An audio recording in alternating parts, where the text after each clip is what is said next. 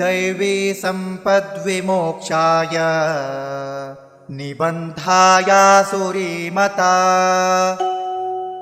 मा शुचः सम्पदं दैवीम् अभिजातोऽसि पाण्डव।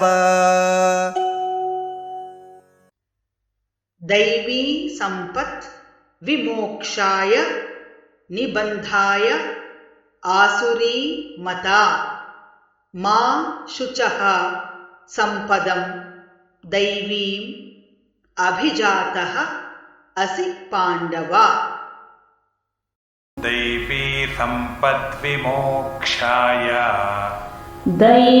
सम्पद्विमोक्षाय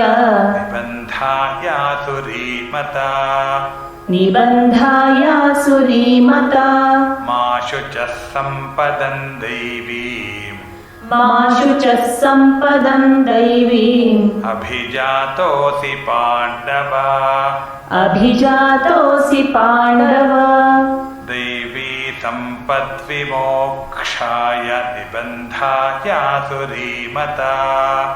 दैवी सम्पद्विमोक्षाय निबन्धायासुरीमता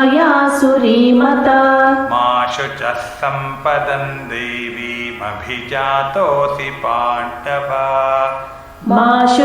सम्पदं दैवीम् अभिजातोऽसि पाण्डव। दैवी सम्पद्विमोक्षाय निबन्धायासुरीमता मा शुचः सम्पदं दैवीम् अभिजातोऽसि पाण्डव।